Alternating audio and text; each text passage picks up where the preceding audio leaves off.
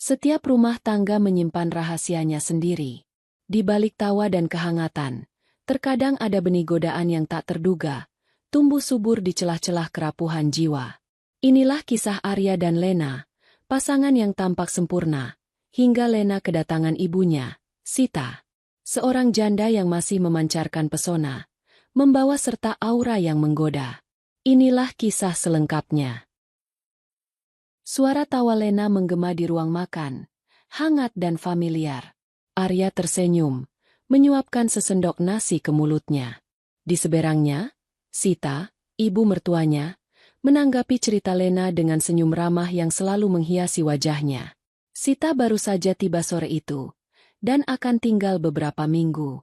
Rumah ini jadi ramai kalau ada mama, kata Lena, mencubit pipi ibunya manja.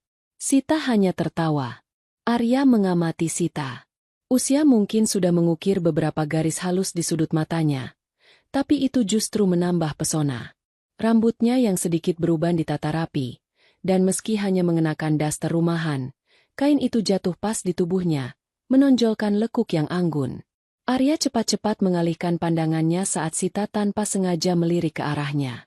Ada perasaan aneh yang mulai merayap dalam dirinya, sesuatu yang tidak seharusnya ada. Malam itu, setelah Lena tertidur pulas, Arya masih gelisah di tempat tidurnya. Bayangan Sita terus menari-nari di benaknya. Aroma parfumnya yang lembut, tawa renyahnya, bahkan cara ia menyesap teh sore tadi, semuanya terasa terlalu hidup. Ia merasa bersalah. Ini ibu mertuanya, ibu dari istrinya yang ia cintai. Esoknya, saat sarapan, Sita menyajikan secangkir kopi untuk Arya. Tangannya sedikit menyentuh jemari Arya saat menyerahkan cangkir. Sentuhan itu singkat, tapi cukup membuat Arya terkesiap. Mama terlihat segar sekali hari ini, seperti baru 20 tahun, kata Arya, mencoba terdengar santai, tapi suaranya sedikit serak. Sita tertawa renyah.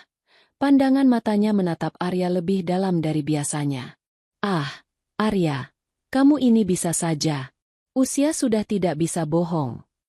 Senyumnya tipis, namun berhasil memicu kupu-kupu di perut Arya. Sepanjang hari, Arya berusaha menghindari Sita, namun setiap kali mereka berpapasan, pandangan mereka selalu bertemu, seolah ada magnet tak terlihat yang menarik. Benih itu sudah tertanam. Hari-hari berlalu, dan interaksi antara Arya dan Sita semakin intens. Sita seolah sengaja menciptakan momen-momen kecil yang membuat Arya salah tingkah. Saat Arya sedang memperbaiki keran bocor di dapur, Sita datang menghampiri. Arya, kamu memang bisa diandalkan. Lena beruntung sekali punya suami seperti kamu, ucapnya, menatap Arya dengan pandangan yang membuat jantung Arya berdebar. Arya hanya bisa menunduk, menyembunyikan wajahnya yang memerah. Ah, ini hanya pekerjaan kecil, Ma, jawabnya gugup. Arya merasakan gejolak dalam dirinya. Di satu sisi, ia merasa bersalah dan jijik pada dirinya sendiri. Ia mencintai Lena, dan pikiran untuk mengkhianatinya terasa seperti pengkhianatan terbesar. Namun, di sisi lain, hasratnya pada Sita semakin tak terbendung. Setiap kali Sita tersenyum padanya, setiap kali kulit mereka bersentuhan meski hanya sekilas, Arya merasa seperti tersengat listrik. Suatu sore, Lena pergi mengunjungi temannya. Rumah itu terasa sunyi, hanya ada Arya dan Sita. Arya berusaha menjauhi Sita, namun Sita seolah mencari-cari kesempatan untuk berdua. Mereka duduk di ruang tamu, terdiam. Keheningan itu terasa berat, dipenuhi ketegangan yang tak terucapkan. Mata mereka bertemu, dan untuk sesaat, waktu seolah berhenti. Ada sesuatu yang terbaca di mata Sita, sesuatu yang membuat Arya menggigil. Tiba-tiba, telepon berdering, memecah keheningan. Itu Lena. Arya menjawabnya dengan suara bergetar. Mas, aku mungkin agak lama ya. Ada sedikit urusan, kata Lena dari seberang. Arya hanya bergumam, pikirannya kacau. Setelah menutup telepon, ia menoleh ke arah Sita. Sita menatapnya dengan tatapan yang sulit diartikan. Kemudian, sebuah sentuhan terjadi. Mungkin hanya sentuhan tangan yang tidak disengaja, Atau mungkin sebuah bisikan lirih yang memecah keheningan. Tapi sentuhan itu cukup untuk membuka pintu terlarang yang selama ini berusaha mereka tutup rapat-rapat. Udara dingin merayapi kulit Arya saat ia duduk sendirian di sofa ruang tamu. Selimut tebal yang tadi membungkusnya bersama Sita kini tergeletak begitu saja di lantai. Kejadian itu terjadi. Ia memejamkan mata, berusaha menghapus gambaran sentuhan, bisikan, dan kehangatan terlarang yang baru saja ia rasakan. Sita keluar dari kamar mandi, mengenakan daster tidurnya. Matanya bengkak, dan ada jejak air mata di pipinya. Kita tidak seharusnya. Bisiknya, suaranya bergetar, nyaris tak terdengar. Ia tidak berani menatap Arya. Arya hanya bisa menunduk, tanpa daya. Maafkan aku, Ma. Aku tidak tahu harus bagaimana. Suara Arya juga tercekat, dipenuhi penyesalan yang membuncah. Mereka berdua terdiam, diselimuti rasa bersalah yang menusuk. Kecanggungan itu terasa begitu tebal, menyesakkan. Beberapa hari berikutnya, Arya mencoba menghindari Sita mati-matian. Ia pura-pura sibuk bekerja, pulang larut, atau mencari alasan untuk pergi keluar rumah. Namun, Sita seolah mencari-cari kesempatan untuk berdua. Arya, bisa tolong Mama angkat galon ini? Atau, Arya, apa kamu mau Mama buatkan kopi? Setiap tawaran itu, meski terdengar polos, terasa seperti jerat bagi Arya. Lena mulai merasakan ada yang aneh. Ia melihat tatapan yang tak biasa antara Arya dan ibunya, atau merasakan perubahan suasana di rumah yang entah mengapa terasa lebih tegang. Suatu malam, saat mereka berdua di kamar, Lena menatap Arya lekat-lekat. "Kamu kenapa, Mas? Kok akhir-akhir ini sering melamun?" Tanyanya lembut, namun penuh perhatian. Arya terkesiap. "Ah, tidak apa-apa, sayang. Hanya sedikit lelah," jawabnya, mencoba tersenyum palsu. Lena mengangguk, namun tatapan matanya masih penuh selidik. Ia bisa merasakan, ada sesuatu yang disembunyikan. Dan kemudian, tabu itu terulang lagi. Entah bagaimana, godaan itu terlalu kuat. Penolakan itu terlalu lemah. Setelahnya, penyesalan terasa 2 kali lipat. Namun lingkaran setan itu seolah tak ada habisnya. Mereka berdua terperangkap.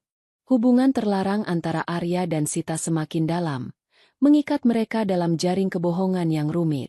Setiap tatapan, setiap sentuhan yang tak disengaja di depan Lena kini menjadi sandiwara yang sempurna.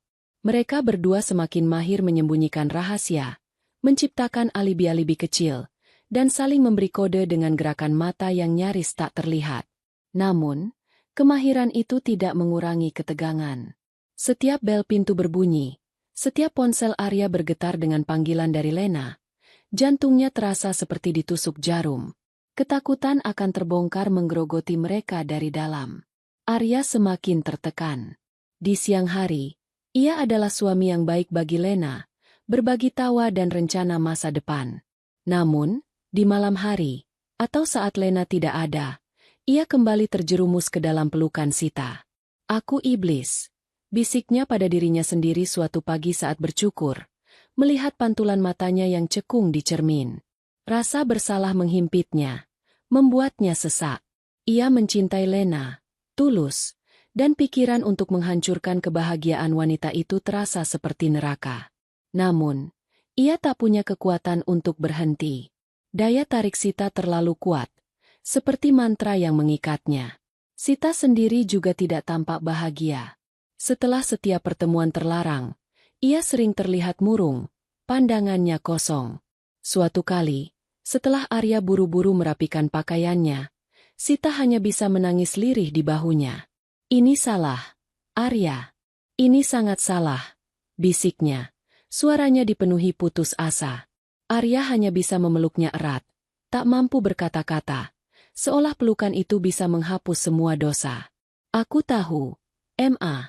Tapi aku tidak bisa berhenti," jawab Arya. Kata-kata itu keluar begitu saja dari mulutnya, jujur dan menyakitkan. Lena, di sisi lain, mulai merasa ada yang tidak beres. Firasat seorang istri tidak pernah berbohong. Ia mulai memperhatikan hal-hal kecil, pesan singkat di ponsel Arya yang terhapus cepat, jadwal Sita yang mendadak berubah, atau kebiasaan Arya yang tiba-tiba sering mencari udara segar di luar rumah saat Sita ada di sana. Suatu sore, ia melihat Arya tergesa-gesa keluar dari kamar Sita, dengan wajah sedikit pucat.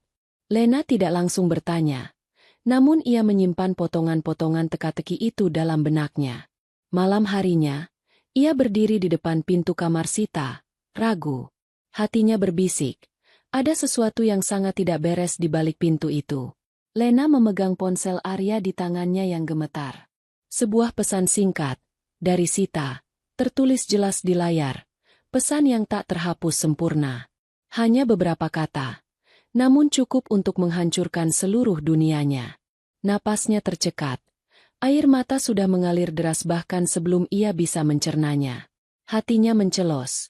Rasa sakit itu begitu menusuk hingga ia merasa sulit bernapas. Ia melangkah ke ruang keluarga, tempat Arya dan Sita sedang menonton televisi, seolah tidak terjadi apa-apa. Ada tawa ringan di antara mereka. Tawa yang kini terdengar begitu menjijikkan di telinga Lena. Arya menoleh. Senyumnya langsung memudar melihat wajah Lena yang merah padam dan matanya yang bengkak. Sita juga ikut terdiam. Pandangan matanya beralih dari televisi ke ponsel di tangan Lena, kemudian ke wajah Lena yang penuh amarah. "Apa ini, Mas? Apa yang kalian lakukan?" Suara Lena bergetar, namun penuh kekuatan yang mengerikan. Ia melemparkan ponsel itu ke pangkuan Arya. Layar ponsel menyala, memperlihatkan pesan terkutuk itu. Wajah Arya langsung pucat pasi. Ia menatap Sita, yang kini juga terlihat sama hancurnya. Seketika, ledakan emosi tak terhindarkan. Arya berlutut di hadapan Lena. Air mata membasahi pipinya. "Maafkan aku, Lena. Aku bersalah. Aku sangat bersalah," ucapnya tersendat. Suaranya dipenuhi penyesalan yang mendalam. Ia mencoba meraih tangan Lena, namun Lena menepisnya kasar. "Jangan sentuh aku," teriak Lena. Suaranya pecah oleh tangisan. Sita, yang sedari tadi hanya bisa membeku, kini juga menangis terseduh-seduh. "Lena, maafkan Mama, Nak," bisiknya, tak berani menatap putri kandungnya. Namun, Lena tak menggubrisnya. Pandangannya kosong, terarah pada kedua orang yang paling ia cintai, yang kini telah menghancurkan kepercayaannya. Beberapa jam kemudian, rumah itu sunyi senyap. Koper Lena sudah tertata di samping pintu. Lena tidak lagi menangis, hanya ada tatapan hampa di matanya. Ia menatap Arya dan Sita secara bergantian, seolah melihat orang asing. Tanpa sepatah kata pun, Lena melangkah keluar dari rumah itu, meninggalkan Arya yang terpuruk di lantai dan Sita yang masih terisak di sofa. Kebahagiaan dan kepercayaan telah hancur, digantikan oleh puing-puing penyesalan dan kehancuran yang tak terhingga. Di balik pintu yang tertutup, hanya tersisa kesunyian yang pilu.